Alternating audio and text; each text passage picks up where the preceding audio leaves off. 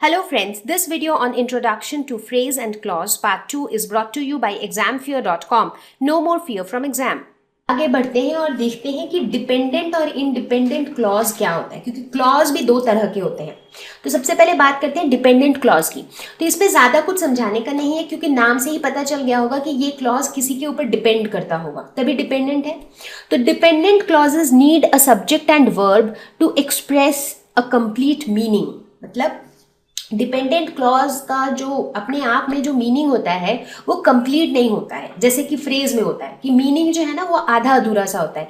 तो पूरा मीनिंग बताने के लिए इसको, तो अब हम एक एग्जाम्पल लेते हैं जिससे ये कॉन्सेप्ट ज़्यादा क्लियर होगा। My baby brother स्लीप्स when I eat food. तो ये एक पूरा सेंटेंस है, ऑफ कोर्स है। अब इसका जो रेड में हाईलाइटेड पार्ट है व्हेन आई ईट फूड, ये क्या है? ये सेंटेंस का एक पार्ट है।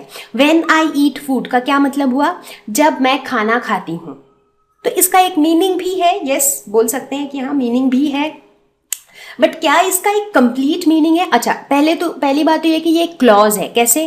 क्योंकि इसमें एक सब्जेक्ट है, जैसे आई सब्जेक्ट है, ईट फूड प्रेडिकेट है, तो इसमें एक सब्जेक्ट प्रेडिकेट है, तो ये क्लॉज है। बट अब ये देखना है कि क्या इस क्लॉज का अपने आप में एक कंप्लीट मीनिंग है। जब मैं खाना खाती हूँ, इसका एक कंप्लीट मीनिंग है? मीनिंग नहीं है। तब क्या होता है? जब मैं खाना खाती हूँ तब क्या होता है, right? So basically it has an incomplete meaning.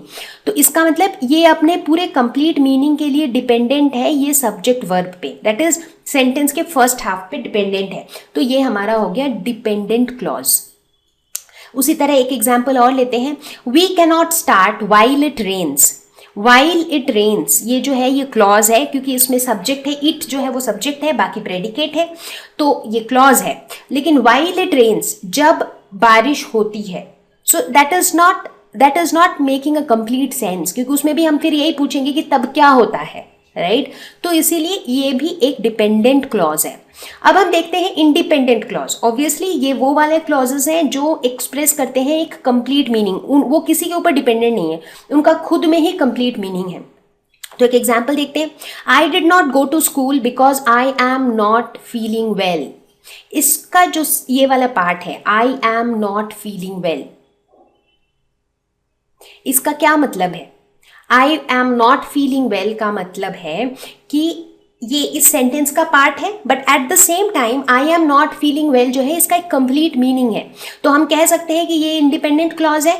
ये क्लॉज क्यों है? क्योंकि इसमें सब्जेक्ट है, आई सब्जेक्ट है, और आई एम नॉट फीलिंग वेल जो है वो प्रेडिकेट है, राइट?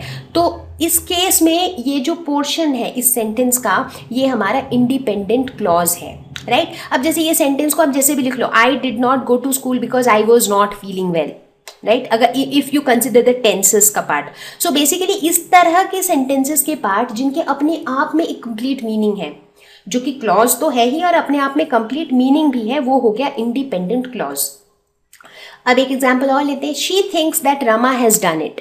इस केस में रमा हैज डन इट जो है ये इसमें इसका एक पूरा मीनिंग है। जैसे रमा हैज डन इट एक सेपरेट सेंटेंस बन सकता है, बट यहाँ पे ये सेंटेंस नहीं है। क्यों? क्योंकि ये एक सेंटेंस का पार्ट है। रमा हैज डन इट जो है वो इस पूरे सेंटेंस का एक जरा सा पार्ट है, राइट? तो ये हमारा क्या हो गया? Independent clause. तो बेसिकली इंडिपेंडेंट क्लॉज वो है जिस क्लॉज का अपने आप में ही एक कंप्लीट मीनिंग है, ठीक है? Thank you. Please visit examfear.com for free quality education.